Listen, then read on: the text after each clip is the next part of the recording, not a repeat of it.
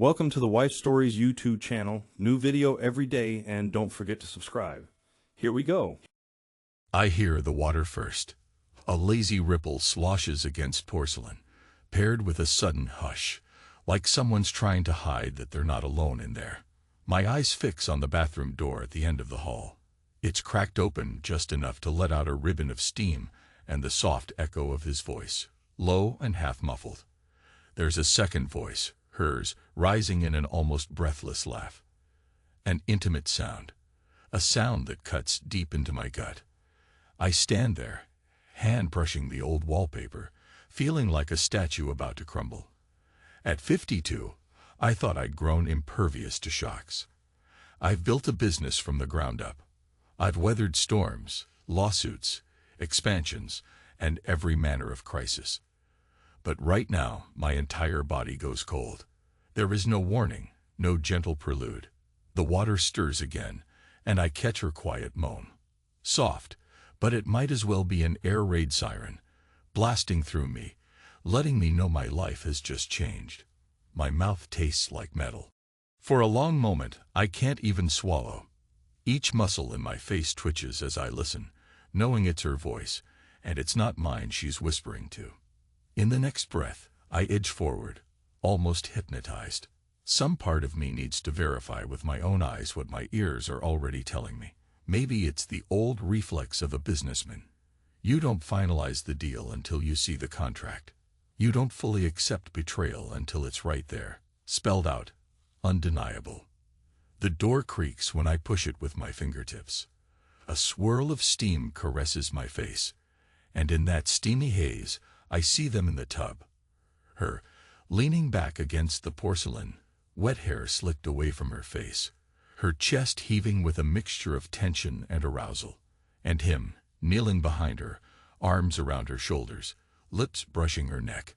I see it so clearly that it feels impossible, like a scene from someone else's life. My wife, Catherine, and a man I vaguely recognize from the office, the so-called advisor who's been hanging around. They both freeze. Her eyes lock on mine. She inhales so sharply that the water stirs in a splash. A single second of absolute raw panic crosses her face. And then, unbelievably, she tries to speak. John. She begins, stuttering in shock. He's got a name.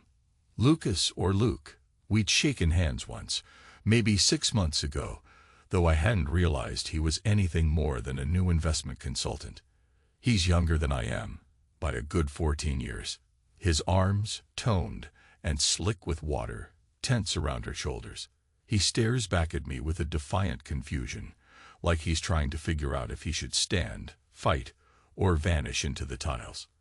I can't speak. My throat is locked. Nothing comes out. No curse, no cry, not even a question. I just look at them, my gaze stuck on her bare shoulder, droplets running down the freckles on her skin. Something in me cracks so loudly I almost hear it, but my body remains inert, my lungs paralyzed. Slowly, with a caution that borders on madness, I step backward into the hallway. 1 step, 2 steps.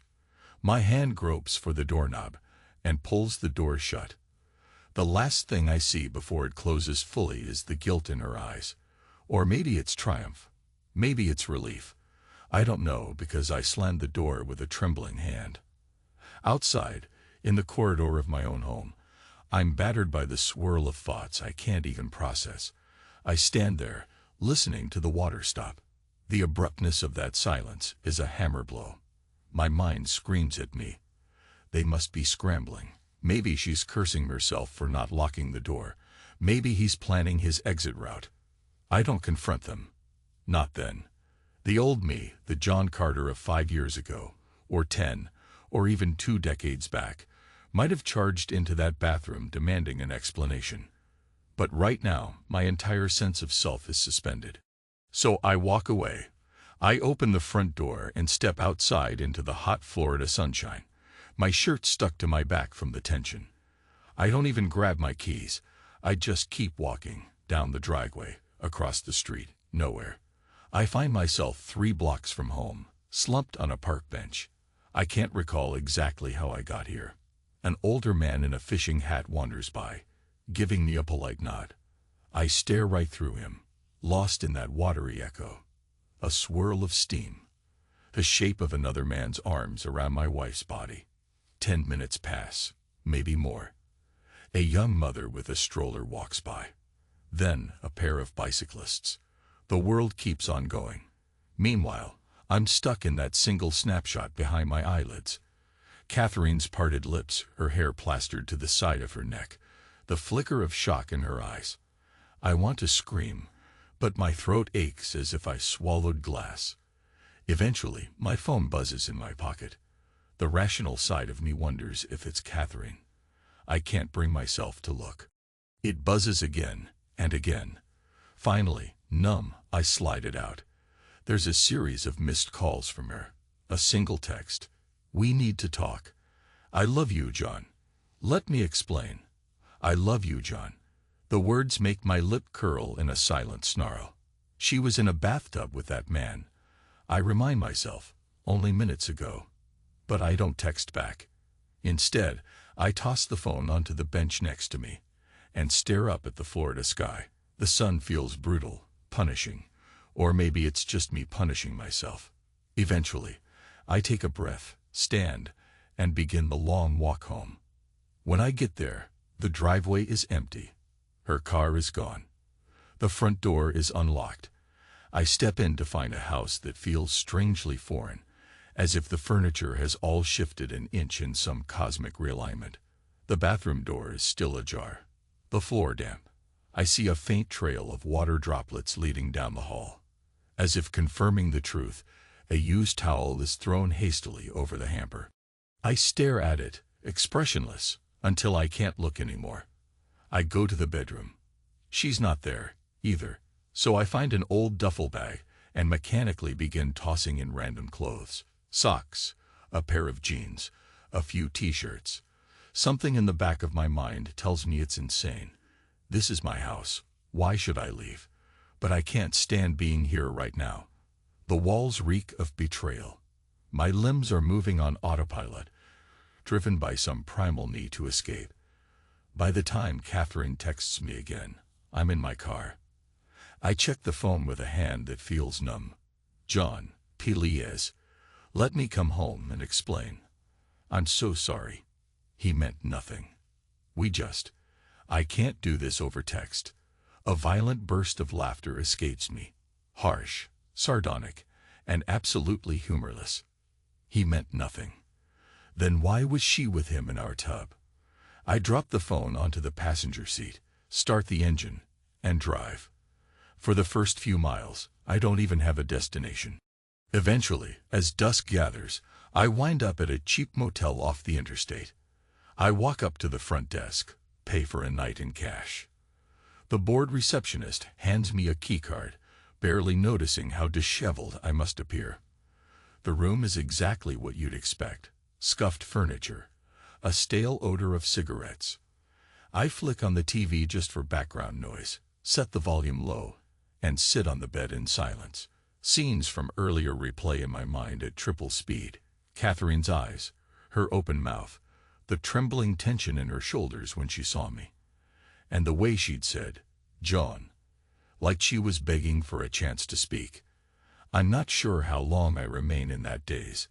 At some point, an infomercial for a miracle hair product flashes across the screen, and I realize it's after midnight. My phone remains on the bed. Multiple missed calls. One voice message. I hesitate, then lift the phone to my ear and play it. "John." Her voice quivers, watery with tears. I know you're furious, and you have every right to be. Please, call me back. We can work this out. I made a mistake. There's a pause, a shaky inhale. Don't let this be the end. Okay. I love you. Silence. I grit my teeth so hard my jaw aches. Then I delete the message. I can't handle her pleas right now. The waves of betrayal crash in my chest, each one fueling an anger that simmers, hot and merciless. Part of me wants to drive back and rip the door off our hinges, to force her to explain in excruciating detail. Another part of me is simply tired, beyond exhausted, wrung out. I catch a glimpse of myself in the mirror above the dresser. My eyes are hollow. My shoulders sag. I no longer recognize the confident businessman who used to hold his head high, negotiating deals with an even tone and a polite smile. I look like a man who's just had everything taken from him, and he doesn't even know how it happened. The next morning, I wash my face in the motel sink, running my fingers through my short, thinning hair. I think about my business, our business, Catherine's and mine. We've run a modest chain of restaurants for 2 decades, built from scratch. Actually, I did most of the building, especially at the start. Catherine was the marketing whiz, sure, but I was the one taking out the loans, working a second job to keep us afloat. I remember how proud I was when we finally turned a profit that first year. I remember Catherine telling me how unstoppable we were together. You and me, she'd said, grinning as she raised a glass of champagne. We can do anything. Now I press a towel against my face, feeling more than ever that she's the unstoppable one. And I'm just the leftover. I check my phone again. Another text from her. I'm at the house. Please, come home. We need to talk. Let's at least speak face to face. Part of me wants to respond, but my pride snaps back. She didn't think about speaking face to face before climbing into that tub with him. She didn't consider me, my feelings, my dignity. Why should I consider hers now? Still, after a rough, bitter coffee from the motel vending machine, I find myself back on the highway, driving toward home. My brain is swirling with half-formed speeches. How I'll condemn her, how I'll demand an explanation, how I'll tear down every one of her rationalizations. I'm not sure if I'll toss her out on the lawn or let her beg. The only thing I know is I have to see her to decide anything. When I arrive, her car's in the driveway. I sit in my own car for a full minute, engine off, hands tight on the steering wheel, staring at our front door. My throat is parched. Slowly, I push the door open and step out. She greets me the moment I open the house door. She's in the living room, perched on the edge of the sofa, as if she's been waiting all night. Her eyes are swollen from crying or from lack of sleep. Maybe both. She looks worn out, older than her 48 years. My first thought is that she's not the glamorous woman I married. My second thought is a wave of sorrow that it's come to this. John, she says, standing. I say nothing. A memory slashes through me. Once upon a time, I couldn't wait to wrap my arms around her at the end of a busy day. Now I keep my arms rigidly at my sides. She tries again. John, please, let me at least explain. Explain what? I wonder. That I walked in on you with another man's arms around you. That you found the single biggest way to break me. But I don't ask. Instead, I just stare at her in silence, my jaw tight. She seems unnerved by my quiet, maybe expecting me to rage. But my anger's gone cold. It sits deep in my gut like a chunk of lead. She wets her lips, her voice trembling. I was lonely, okay? I know that doesn't excuse anything. But our marriage, things haven't been the same for a while. We barely talk. You're always at the restaurants or in meetings. I felt neglected. And Luke came along. My eyes flick sharply. Luke. I never wanted to hear his name, but she's going on, almost desperate. He was just someone who listened. It started as business. He gave me advice on our finances, expansions. Then we went out for drinks a few times. I swear, I never planned for it to go that far. It was stupid, so stupid. Tears well up, but I can't muster sympathy. A cynical voice in my head remarks on the dryness of my own eyes. I wonder if I'll ever be able to cry about this, or if the betrayal has turned my tear ducts to stone. She steps closer, tries to put her hand on my forearm. I pull back an inch, and the pain on her face is genuine. John, she says softly, I don't love him. I love you. Then why? I say, my voice coming out hoarse. Was he in our house, in our tub with you? She flinches as if I slapped her. Because I lost my mind, she whispers. I was chasing a thrill, or maybe trying to feel something. God, I'm sorry. I don't respond, just stare at the floor. Something about her words feels hollow, but I'm too exhausted to dissect them. For a long moment, we stand there in silence, the air thick with tension. Eventually, she tries to step toward me again, voice trembling. Say something. I echo her words, so quietly it's almost a whisper. You were lonely. Then I repeat it, each syllable tasting bitter. You were lonely, while I was working day and night to keep this business afloat. She shudders, tears streaming silently. I know. A part of me aches. Another part wants to yell that her apology is worthless. But I can't muster the fury. My emotions are swirling too violently to fix on any single one. So I turn away, heading to the kitchen. She follows, footsteps light, uncertain. In the kitchen, the remains of last night's dinner are still on the table. The plates we never washed, the half-consumed bottle of wine we never finished. I wonder if she poured a second glass for him after I left. The thought makes my throat tighten. I spin around, my eyes stabbing into her. And how many times, Catherine? Just once. She pauses, blinking away tears. Twice, she admits, voice shaking. But last night, yesterday, was the only time here, in our house. God, John, I've never hated myself so much. My jaw clenches. Twice. The number feels like a cold spike hammered into my chest. Twice is 2 times too many. And the fact that she's done it here, in the place where I sleep, where we built our life, that stings worst of all. I exhale, trying to keep my tone even. I need some time. She nods hastily. Yes, of course. I understand. But please know, I'll do anything to fix this. My mouth twists into a humorless smirk. Fix it? You think you can fix it? She closes her eyes, tears slipping down. I have to try. I nod, though the gesture is less agreement and more forced neutrality. After a long silence, I mutter, I'll stay in the guest room for now. She drops her gaze, hugging her arms around her torso as though she's cold. I'll give you space. I promise. I walk away, each step heavy, and close the bedroom door behind me. For a second, I stand there in the quiet hallway, remembering how I first saw them. The bright glare of the bathroom light, the steam swirling around. It's an image I might never erase. Days pass. We exist in a strained, awkward limbo. Catherine tries multiple times to talk, to break through the thick wall I've erected, but I'm not ready. I dive into work instead, ignoring her calls and messages. At the restaurant offices, Linda, her sister, handles some of the marketing. She's younger by a few years, sharp-witted, always with a remark on the tip of her tongue. I can't help noticing that Linda's presence around my desk has become more frequent. She starts offering business suggestions, pulling me aside for quick chats. Something about her manner unsettles me now. I recall that Linda was the one who introduced Catherine to Luke. She told me it was purely professional. Another lie, I guess. Every time I see Linda, it's like a flicker of suspicion darts through me.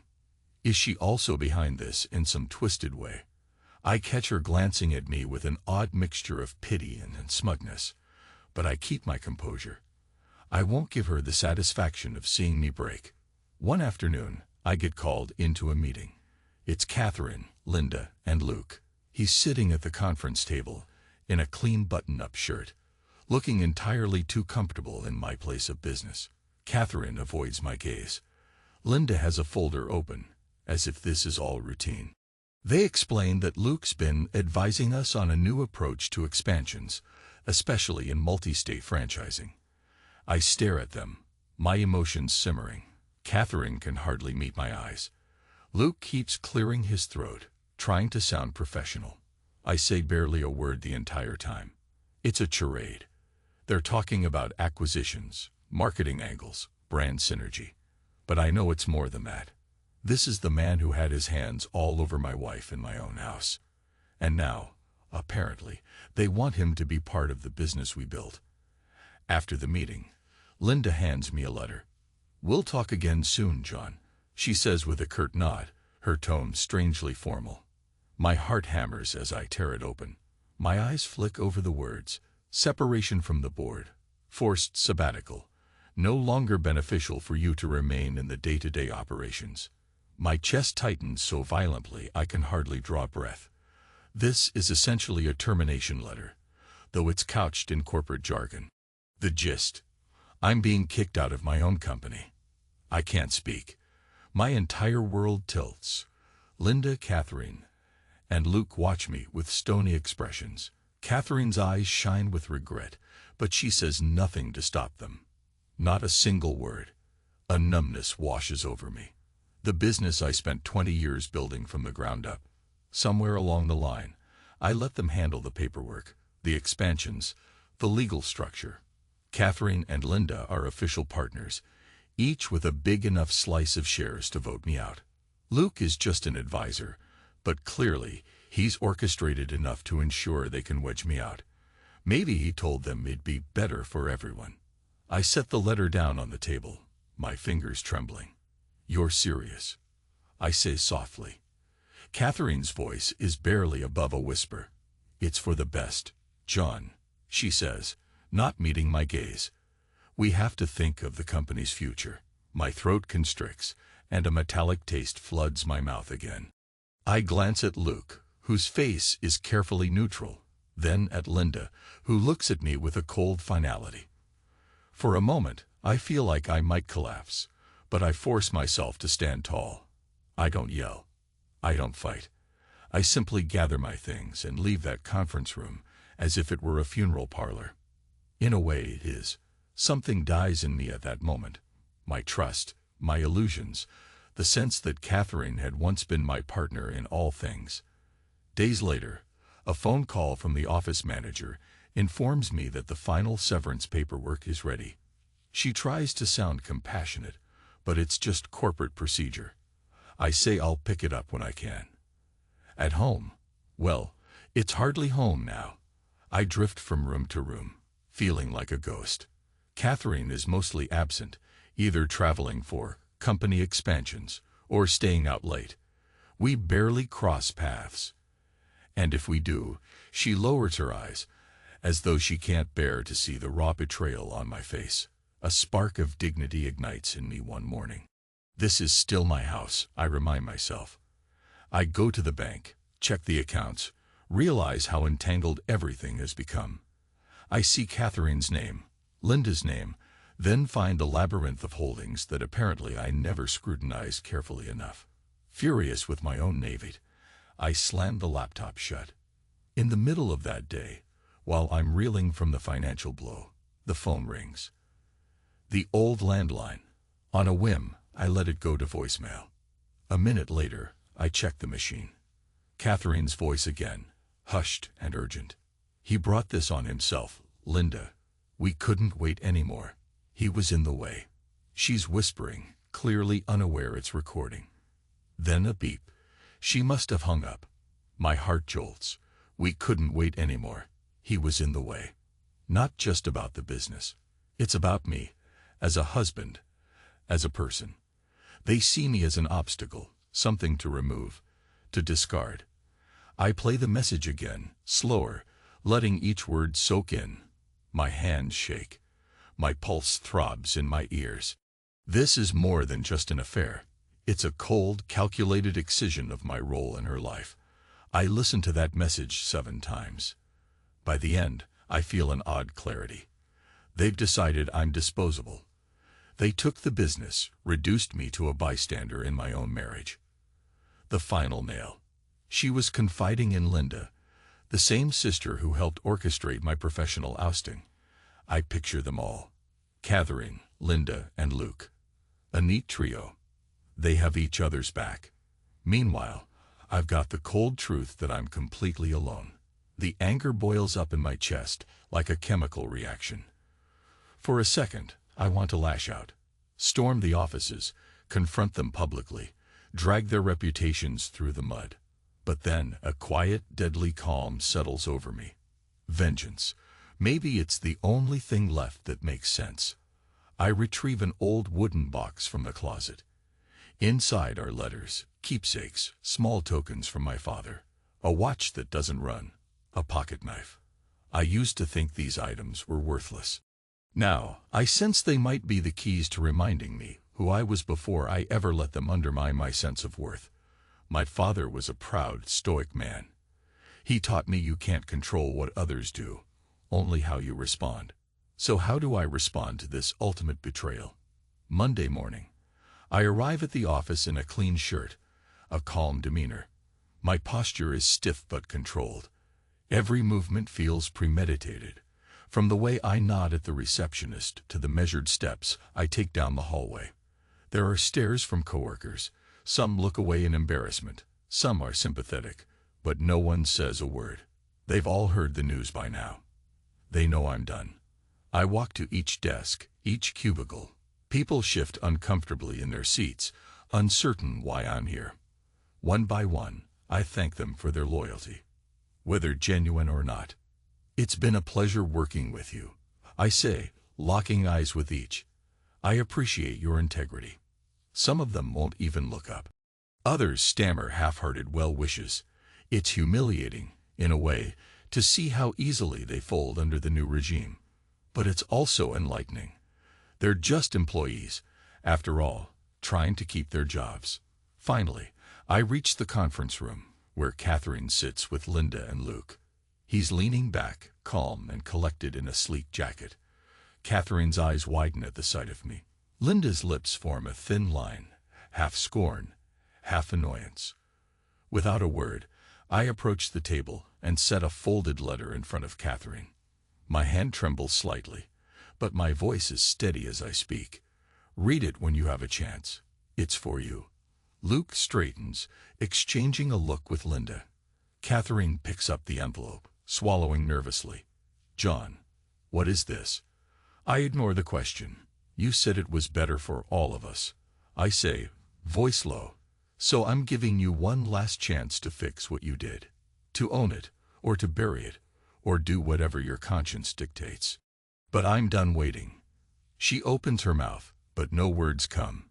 Linda stares at me, jaw tight. Luke remains inscrutable, though I catch a flicker of tension in his eyes. I turn around and walk out without another glance. The hush in the office is palpable as I pass through.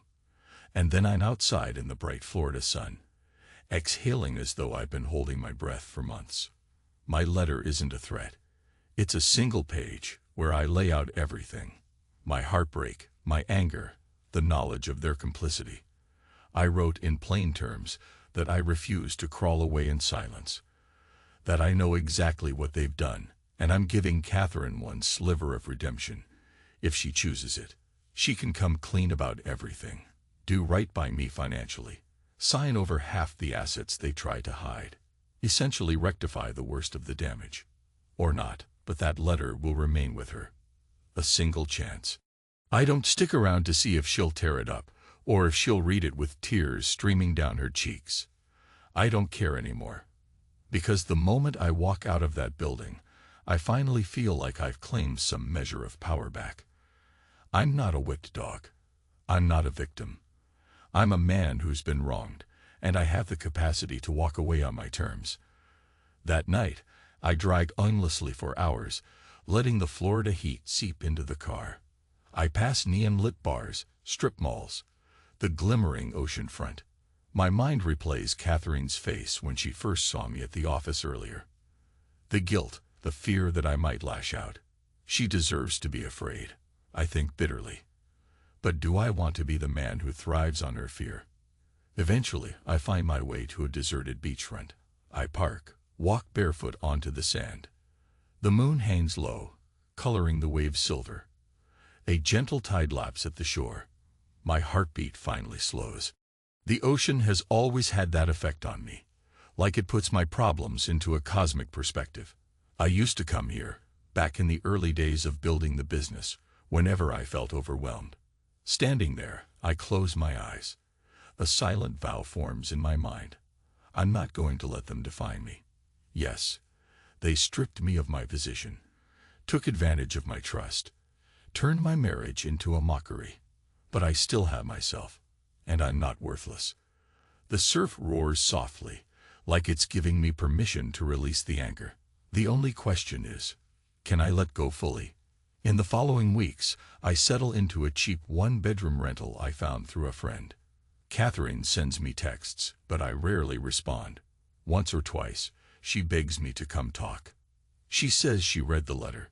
She says she wants to make things right, that we can still salvage something. My only reply is that the documents can be drawn up by our lawyers.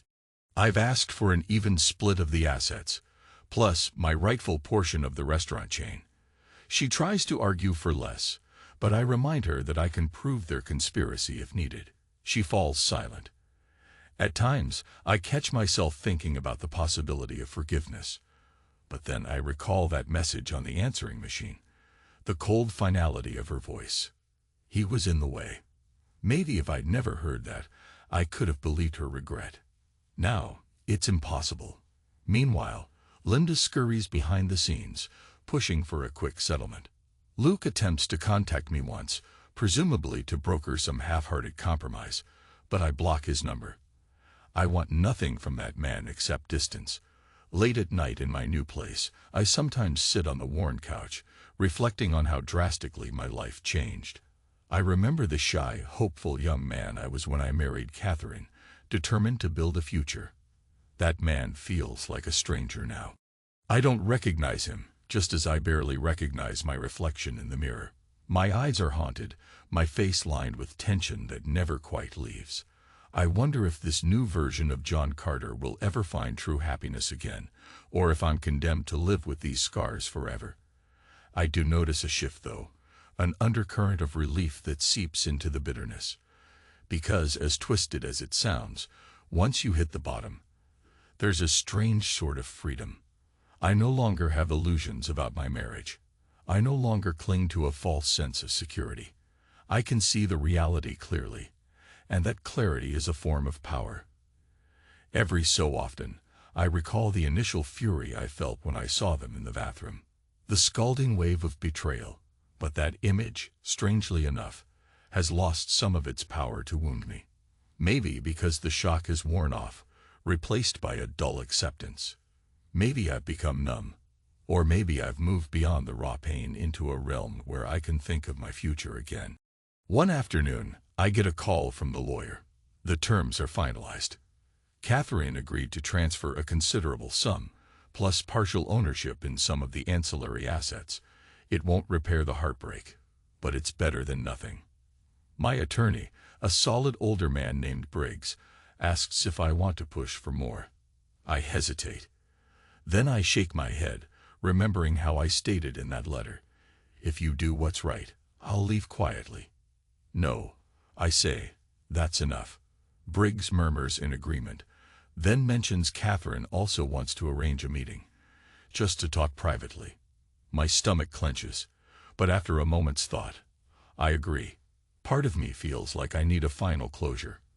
I can't imagine reuniting, but maybe it's time to face her without the blinding anger. We set it for that evening at a small cafe near the waterfront. I arrive early, tension coiled in my gut. The place is half empty, the smell of coffee and pastries in the air. Seagulls caw in the distance. I take a table by the window, trying to calm my frayed nerves. 10 minutes later, Catherine walks in. She's wearing a simple blouse and slacks, hair tied back. She looks pale, thinner. Her eyes meet mine. I see a mixture of guilt and longing there. We greet each other with nods, wordlessly. She sits across from me, fiddling with the napkin. Neither of us orders. We just face each other, silent at first, as though neither knows how to begin. Finally, she says, "Thank you for coming. And thank you for accepting the settlement." I exhale quietly. I'm done fighting. She nods, biting her lip. "I deserve your anger. I know that. I messed up everything. Our marriage, our partnership. But I need you to know I'm..." She struggles to find the words. "I'm really sorry. My chest tightens. I know, I say, not softly, but without venom. But sometimes sorry isn't enough. She winces, tears forming in the corners of her eyes. I understand. I wish we could have fixed things. Long before it got to this point, a wave of old hurt washes over me. We had 20 years to fix things, I say quietly. You made choices, and so did I guess. She tries to speak, but her voice falters. Finally, she continues in a whisper. I have regrets, John, more than I can say. And it's not just the affair. It's the way I handled everything at the company. The way Linda and well, we backed you into a corner. That was wrong. I nod, eyes dropping to the table. Yes, it was. She inhales shakily. I read your letter. Twice. I'll live with that forever, you know. Something in me softens, if only a fraction. That letter was the last, raw piece of my soul I handed her. And I believe she truly feels its weight. Good, I say. It sounds callous, but it's all I have. Her eyes well up. I wish you could let me make amends in some personal way. Not just money. I don't want you to hate me. My voice cracks. I don't hate you. I hate what you did. But I can't pretend it didn't happen. Catherine nods, tears slipping down her cheeks. She brushes them away. Do you think you'll ever be able to move past it? I consider that. Maybe, but not with you. The words land heavily, a truth that's been brewing in me for weeks. I can't be your husband anymore, Catherine. Her shoulders slump, a broken acceptance. I figured, she murmurs. I just wanted to hear you say it. I kept holding on to a sliver of hope. We're quiet, letting the pain settle between us. Eventually, she asks, will you move away? Leave Florida? I shrug. I'm not sure. Maybe. I have to find something new. But for now, I'm just taking it day by day. She nods. I guess that's fair. Another long silence follows. I realize there's nothing left to say. We've said it all. Apologies, regrets, finalities. So I push back my chair, feeling a dull ache in my chest. She stands too, an unspoken knowledge that this is goodbye. Outside, a breeze ruffles my hair. She walks with me to the sidewalk. I won't bother you again, she says quietly. But if you ever need anything. I shake my head. I won't. The firmness in my voice is surprising, but it's honest. Take care of yourself. She swallows, tears glistening. You too. For a moment, we stand there, two people who once built a life together. Then I turn and walk away. Every step feels like a farewell to an entire era of my existence. Weeks pass. I sign the final documents. The money transfers, the legal disclaimers are all done. I hear from mutual acquaintances that Catherine's living in some penthouse near the coastline now, presumably with Linda's help, probably still working alongside Luke. I wonder if their relationship continues, or if they parted ways too. It doesn't really matter.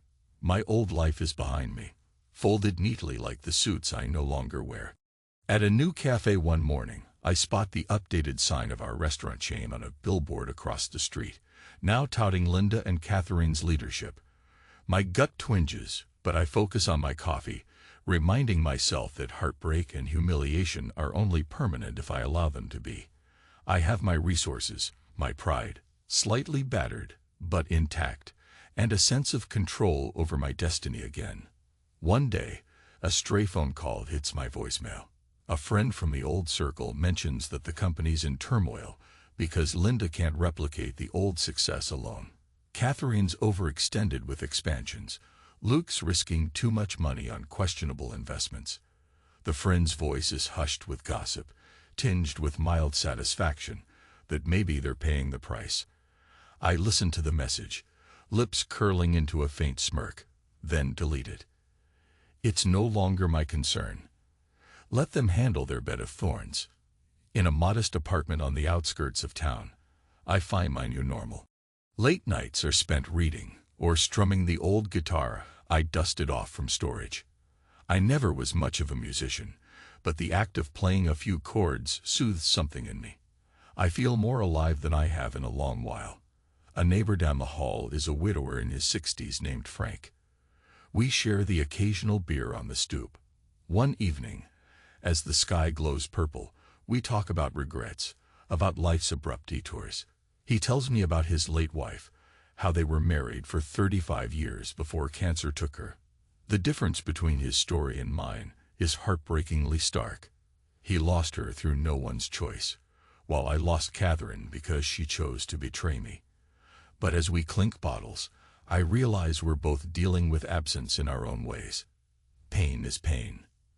That night, I sit on my couch, letting my mind wander across the past few months. The betrayal, the devastation, the forced severance, the letter I left Catherine. I envision her reading it, seeing the raw words I poured onto the page, feeling the weight of her decisions. Maybe she's still haunted by it. Maybe she tries to drown it out in the everyday hustle of business. Either way, it's not my burden anymore. A new sense of calm seeps in. My chest feels lighter, like I can finally breathe without that tight coil of rage. A line from my father's old notebook surfaces in my memory. Vengeance isn't about punishing the other person. It's about freeing yourself. I realize how apt that is. Maybe I've freed myself by walking away, giving her one final chance to do right, and then letting go of everything else. It's not a cinematic showdown with fists thrown or property destroyed. It's a quiet separation of destinies. One afternoon, an envelope arrives by courier. It's from Catherine's attorney. Inside, I find a personal note, scrawled in her own handwriting. I opened your letter again today. I guess I'll always live with the choices I made. I hope someday you find real happiness. See, for a moment, I hold the note in my hands, absorbing the trembling handwriting. Then I set it aside. No tears come this time. I'm just settled. Catherine's living with her consequences. I'm living with myself. That's the trade. I go to the tiny kitchen, brew a pot of coffee. As it drips, a gentle sense of finality settles over me. Everything is done. The worst storms have passed, leaving me with scars that run deep, but also with the knowledge that I survived.